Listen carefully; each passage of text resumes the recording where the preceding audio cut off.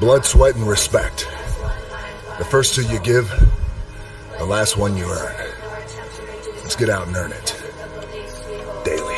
Do you know how many people tweet hustle and work 6 hours a day? They say that nothing good happens in the 4 a.m. hour. Well, I can guarantee you this. It's 4:45 a.m. It's still dark outside. Look at that. The lights just went out, and I'm getting ready to kill this AM cardio. You can't even see me, but it's going to be so good. It's bad. If you ever say to somebody else, why are you up so early? That is the quickest tell to you are not a winning player.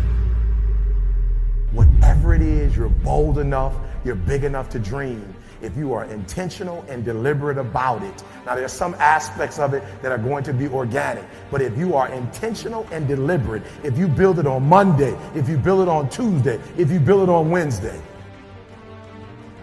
I want you to understand that it's not going to happen by luck. Productivity is always intentional and deliberate. And on Tuesday, Monday, Tuesday, Wednesday, Thursday, Friday, no luck, guys. Every single day, if you do a little, you're going to wake up one day and your dreams are going to be a reality. You can't just say you want it. You can't watch the video and say, I want it as bad as I want to breathe. It's cute to say it. But when it's showtime, when the sun comes up,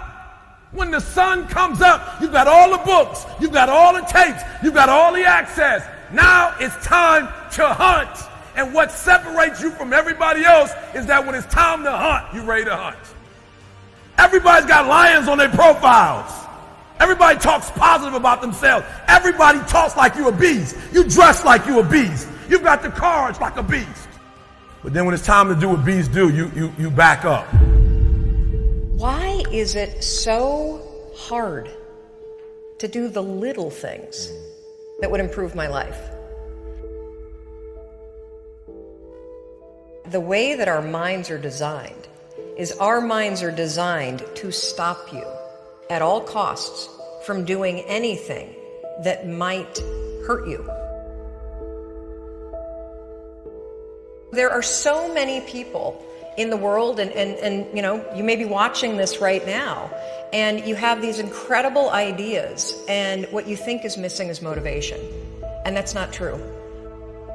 Because the way that our minds are wired, and the fact about human beings is that we are not designed to do things that are uncomfortable or scary or difficult. Our brains are designed to protect us from those things because our brains are trying to keep us alive. And in order to change, in order to build a business, in order to be the best parent, the best spouse, to do all those things that you know you want to do with your life, with your work, with your dreams, you're going to have to do things that are difficult, uncertain, or scary, which sets up this problem for all of us. The one thing we have in this world is we can't control the events, but we can choose what to focus on, we can choose what things mean, and we can choose what to do. Those three choices, those three decisions really control our life. You can always make a decision. That's always in your control. Staying with somebody that treats you like garbage is a decision. It is. Staying at a job that you hate is a decision. Staying in the body that you are not proud of is a decision. Is it going to be easy? No, it's not going to be easy to change. It's simple. It's your job to push yourself. It's not the smartest people who achieve success. It's the people who procrastinate less, make fewer excuses, as they take actions every day towards the goals that they want to achieve. Indecision is the thief of opportunity. Indecision means the door is still closed. Indecision means the opportunity waits. Indecision means what could be is postponed or may never be. If you want to be successful at anything in life, never leave the sight of setting a goal without doing something that commits you to fulfillment. The next morning, the alarm goes off, and I pretended NASA was there. It's the stupidest story. I literally went 5, 4, 3, 2, 1. I counted out loud, and then I stood up. And I'll never forget standing there in my bedroom. It was dark, it was cold, it was winter in Boston. And for the first time in 3 months, I had beaten my habit of hitting the snooze button. There were moments all day long, just like that 5-second moment in bed, where I knew, knowledge, what I should do. And if I didn't move within 5 seconds, my brain would step in and talk me out of it. Every human being has a 5-second window, might even be shorter for you. You have about a 5-second window in which you can move from idea to action before your brain kicks into full gear and sabotages any change in behavior. Your life is what you think it should be. That's exactly what you are right now. You are what you thought you should be. And if you don't like who you are, you got to change what you think you should be. What you think is more important than what you do.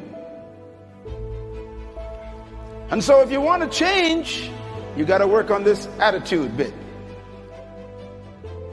Decide, commit, act, succeed, repeat. The one thing that all the greats have in common is they sweat the small stuff. They pay very, very close attention to every detail. What makes you comfortable can ruin you. And what makes you uncomfortable is the only way to grow. What you are and what you become depends on how you use your time. The billionaire and the beggar both have 24 hours every day. The old and the young, the black and the white, the Indian and the Asian are all given the same amount of time every day. You cannot stop a day. You cannot stop an hour. But you can control how it will be used. Have you ever struggled to be more disciplined? You know you got that paper due next week, but you don't do anything all week even though you know it's coming? Or you set up a brand new habit that you're so excited about that you know can improve your life, your relationships, or your work, but you don't stick to it? Or you started that workout routine and you got really pumped up, fired up into it, you lost a couple pounds, but then 3 weeks later it was gone, and what did you blame? You blamed your discipline. I teach people that daily you have to prime yourself. You have to do something for 10 minutes minimum. If you don't have 10 minutes, you don't have a life. Every day selling myself. I'm going to write a New York Times best-selling book, okay? I'm going to speak to tens of thousands of people. I'm going to help millions of people on planet Earth. I'm literally reminding myself every day. When I wake up in the morning, I write my goals down. When I go to bed at night, I write my goals down. It's the first thing and the last thing I do every day. I've been doing that for 25 years.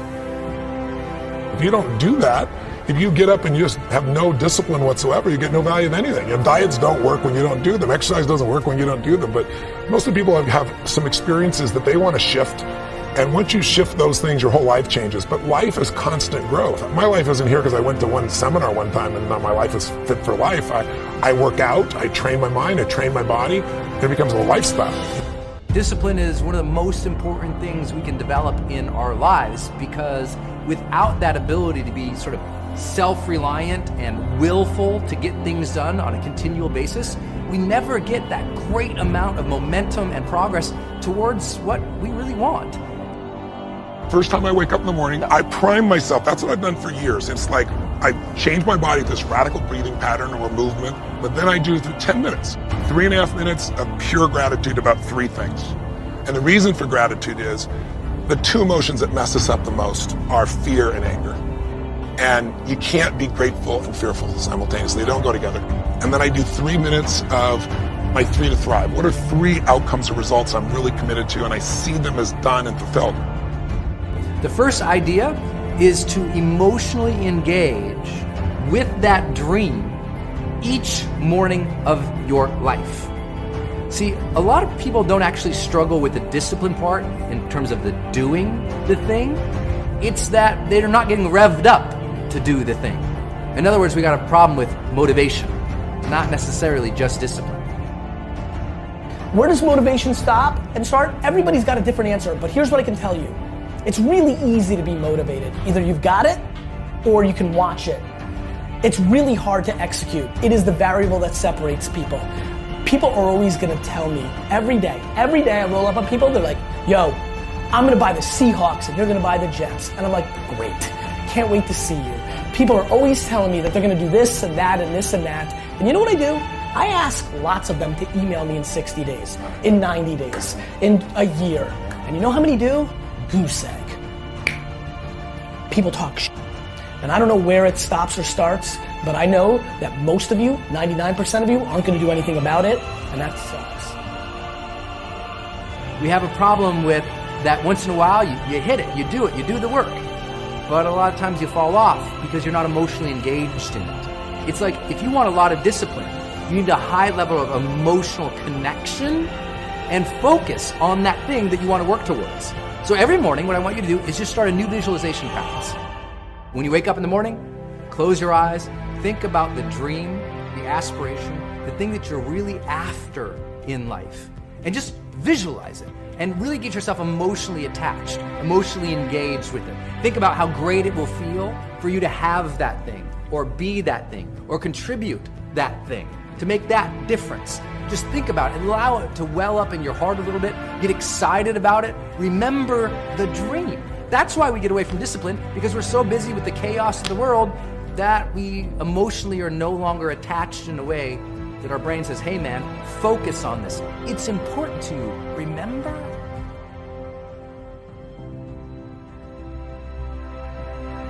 I think the people that have made those mistakes and that have went through those crazy changes are people that have put themselves in a position to not grow. So why go backwards? You're supposed to progress. You're not supposed to digress. The reason a lot of people don't have discipline in their life is they're letting their day be ruled by randomness. They don't have blocks of time that have actually been scheduled to do the thing they're supposed to do. So they're counting on sudden will. Oh, I'll get to that today, or I'll get to that someday. And of course, someday turns into never, and then they start blaming their discipline. It's not their discipline, it's the lack of a calendar that says, do this now. So schedule what you must make happen, and you'll suddenly find yourself, wow, I'm so disciplined. You need to have scheduled blocks of time where that discipline happens every day, and that's the only thing that happens. Look, you can always do something every day towards your goals.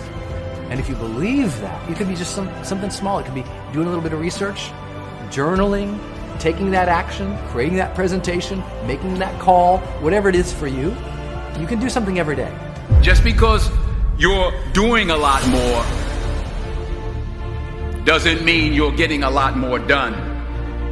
Don't confuse movement with progress. You don't start because of what you don't have.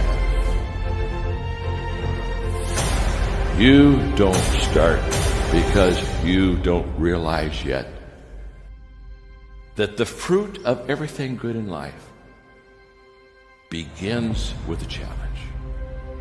There's nothing easy in life, worthwhile in life. Everything is uphill that's worthwhile. And it's not going to come to you, and it's not going to fall in your lap, and it's not going to be something that, oh my gosh, it just was so simple. It's always going to be difficult.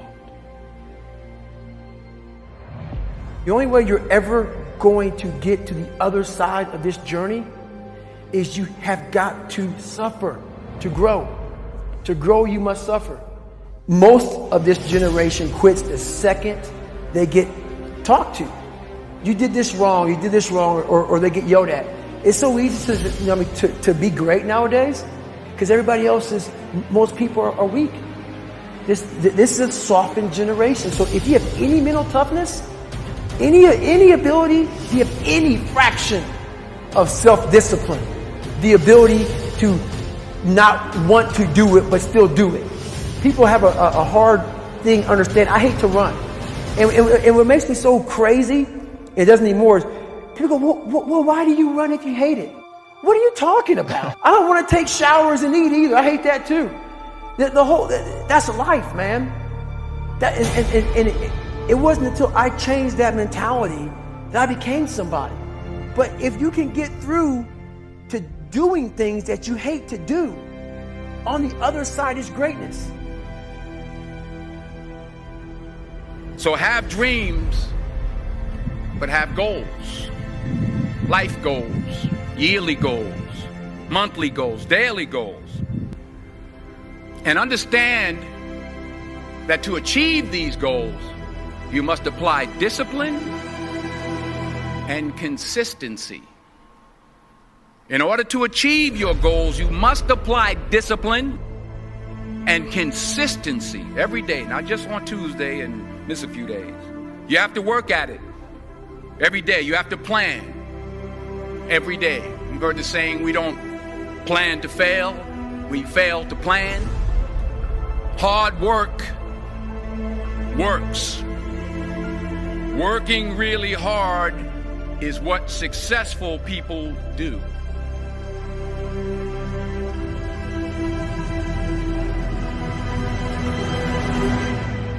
For me to fix this, I gotta read what the hell is wrong with David Goggins. Not blame anybody. Read my book and say, okay, I'm afraid of my shadow. How can I overcome that? Go in the military, get your ass kicked, do things you hate to do. Be uncomfortable every day of your life. Roger that. I'm not the smartest kid in the world. Okay. Instead of somebody saying, oh no, you're smart. No, don't say that to yourself. I said to myself, no, I'm a dumb motherfucker. Okay, roger that. How you get smarter? Educate yourself. So the things that we run from the truth. We're running from the truth, man.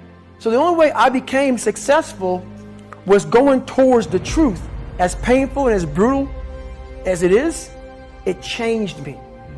It allowed me to become, in my own right, who I am today. Tighten up, people. It's okay. Trust me. It's okay. You might be called nigger one day. It's okay. You might be called some Jewish word or some faggot or gay word. It's okay. Let them call you that. What are you going to do now? They don't own your life. How are you going to control that now? How are you going to flip it upside down and say, roger that, now I'm going to harness this shit and you'll read about me years from now? How? That's the question. How are you going to do that? Thicken your skin. Become more of a human being. Don't be afraid of the reflection in the mirror, because that's all you can be afraid of. Once you overcome the reflection in the mirror, you've done it. I like something Les Brown said once. He said, there are losers and there are people who haven't learned how to win. My question to you is this: which one are you? Are you a loser, or are you still learning how to win? If you're a loser, it doesn't mean that you're less than. It could mean that you've gotten really good at quitting. It could mean that you've gotten really comfortable ending your race before the finish line. You have your reasons for not finishing, and I've had mine too. But right here, right now, the question is, do you want to win? Self-discipline separates people from success and not being successful. I've never met a person who was not successful that didn't have a great amount of self-discipline within their life. Self-discipline and being able to perform and being able to keep your life on schedule and being able to keep commitments and promises and meet deadlines is essential to success. Look, if you want to get rich, you want to be really successful. When I say rich, I'm not talking about money. I'm talking about a rich life, freedom, time with family, choices, get to do what you want. See, this is what people do. They set a target. You remember when you were a kid and you set targets that were big, giant? Had nothing to do with reason? They were giant, right? And then you had some difficulty getting to it and somebody said what? Dude, your goals are unrealistic. You need to drop your goals down. And add 40 years and end up with nothing. Certainly not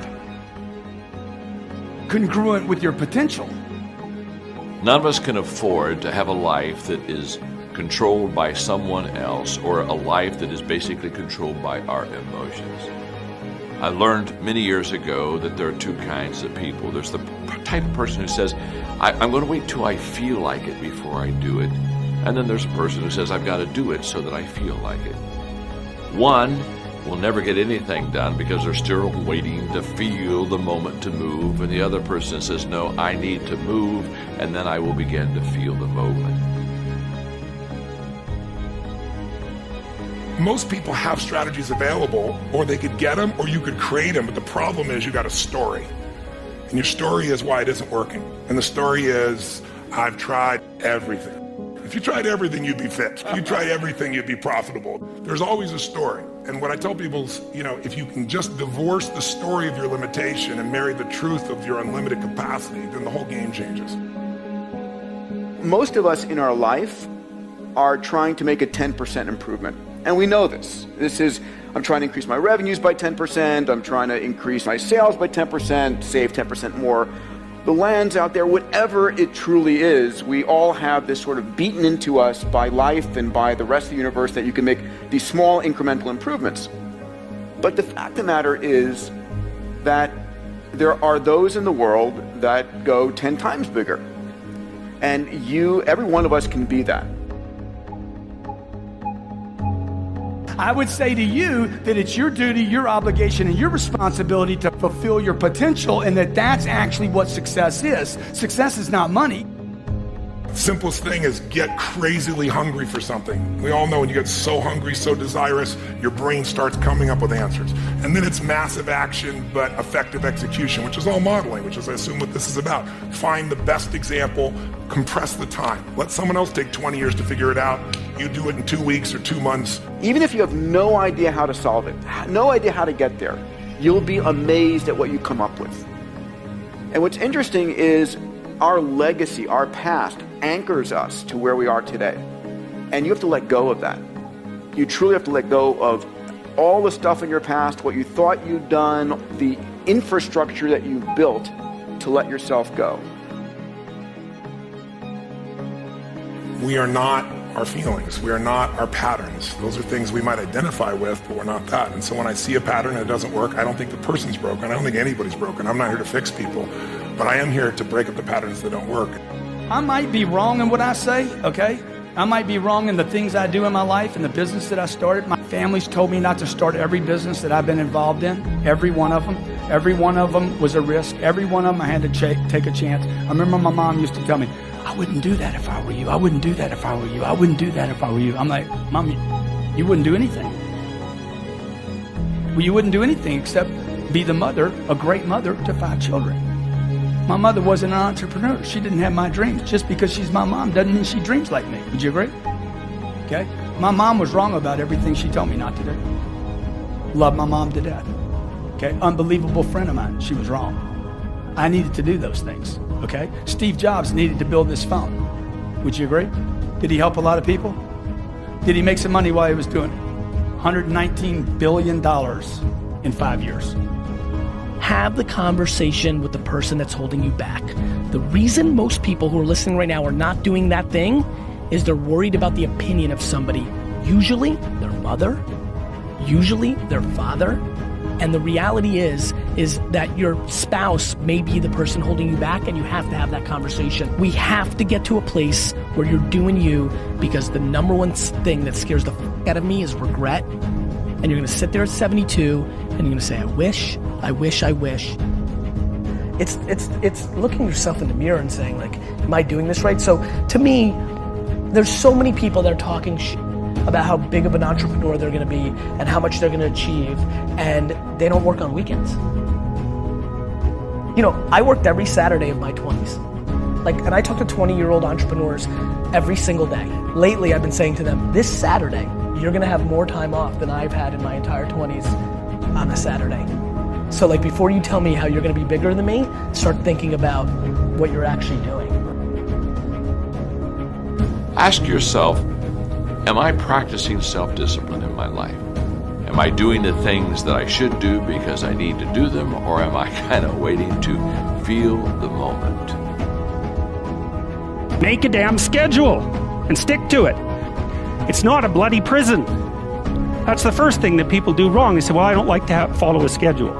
It's like, well, what kind of schedule are you setting up? Well, I have to do this, then I have to do this, then I have to do this, you know, and then I just go play video games, because who wants to do all these things that I have to do? It's like, wrong. Set the damn schedule up so that you have the day you want.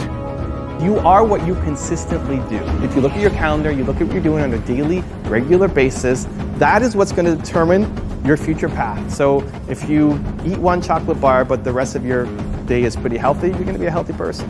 But if you're eating junk and then pizza and then Burger King and more burgers and more junk afterwards, and then you eat one piece of broccoli, doesn't mean you're going to be healthy.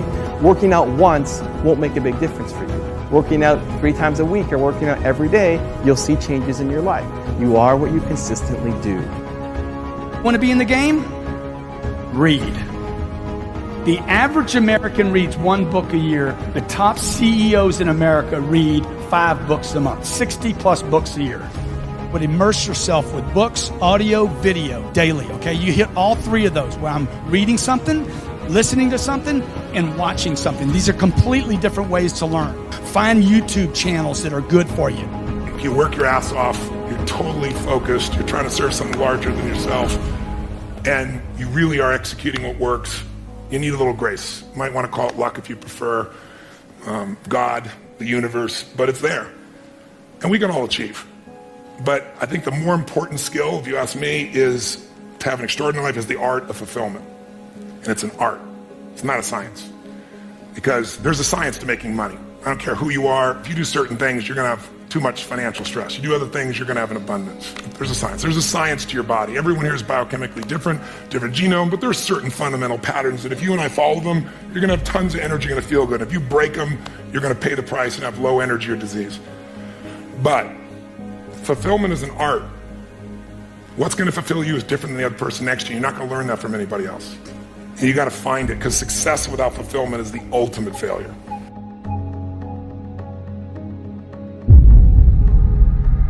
You owe you an explanation. You need to look at yourself in the mirror and say, why are you only giving 50%? What's wrong with you? You need to put yourself on punishment. You need to tell you no more TV, no more snacks, no more desserts, no, we working out now. No more alcohol, not right now. No, I can't handle it right now. You need to tell you that you owe you something.